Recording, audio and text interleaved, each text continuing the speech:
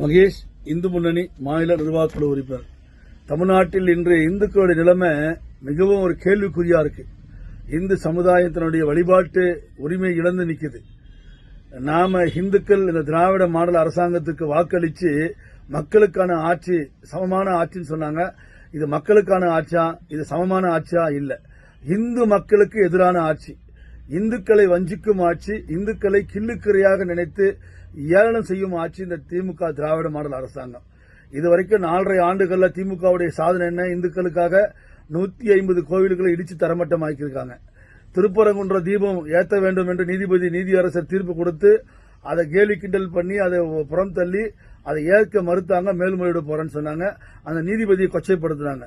மீண்டும் 2 நீதிபதிகள் அமர்வு நீதிமன்ற தீர்ப்பு கொடுத்தாங்க. நீதிமன்ற தீர்ப்புப்படி தீபத்தூர்ல தீபம் ஏற்றணும்னு சொல்லி நாங்க மேல்முறையீடு போவோம். இப்ப தீபம் ஏற்றத்துக்கான வாய்ப்பு இல்லை, எங்களுக்கு ஒரு பொருட்டே இல்லை. நீதிமன்றத்தை தூக்கி நீதிமன்ற தீர்ப்பை அவங்க ஏற்க மறுத்து இந்துக்களை உதாசீனப்படுத்துறது நமக்கு எல்லாம் தெரிஞ்ச விஷயம். நேற்றைய தினம் நம்ம திருப்பூர் மாவட்டம் அங்க இருக்கின்ற திருமூர்த்தி மலையில இருக்கிற பகுதியிலிருந்து ஒரு ரத யாத்திரை துவங்குறதா இருந்துச்சு. அந்த ரத யாத்திரை யாரு முடிவு பண்ணாங்க? கோவை காமாட்சிபுரம் ஆதீனம், கோவை பேரூர் ஆதீனம், தமிழ்நாட்டில் இருக்கிற ஆதீனங்கள், மடாதிபதிகள், ராமகிருஷ்ண மடலாம் சேர்ந்து இங்கிருந்து ஒரு யாத்திரை துவங்கி கேரளாக்களை போய் முடிக்க போறாங்க.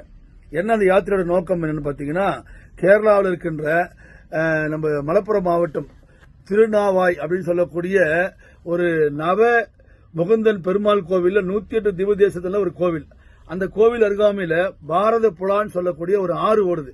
அந்த ஆறுல பாத்தீங்கன்னா பல ஆண்டுகளுக்கு முன்னாடி அந்த ஆத்துல மகா கும்பமேளா நடந்திருக்கு. புனித நீராடி இருக்காங்க. திரும்ப அந்த ஆத்துல மகா கும்பமேளா நடத்தணும்னு சொல்லி கேரளாவில் இருக்கின்ற எல்லா ஆன்மீக அமைப்புகளும் சேர்ந்து அதற்கு தாய் அமிர்தானந்தமை, கேரளாவில் இருக்கிற தாய் அமிர்தானந்தமை அதுக்கு தலைமை ஏற்று அவங்க அந்த குழுவை அமைச்சு அங்கிருந்து ஒரு பூஜைகள் செய்து அந்த திருநாவாயிலிருந்து ரதமானம் துவங்கி தமிழ்நாட்டுக்கு வந்திருக்கு. ஏன் தமிழ்நாட்டுக்கு வந்திருக்கு? அந்த பாரத புலான்னு சொல்லக்கூடிய அந்த ஆறு எங்க துவங்குதுன்னு சொன்னா, நம்ம திருப்பூர் மாவட்டம் உடுமலை இருக்கின்ற திருமூர்த்தி மலை இருக்கு இல்லையா, அங்கிருந்து அந்த ஆறு துவங்குறதுக்கு பாலாறுன்னு பேரு. துவங்கி அது கேரளால போய் அங்க அந்த திருநாவாய் அந்த பாரத புலா ஆறு அங்க முடியுதுன்னு சொல்றாங்க.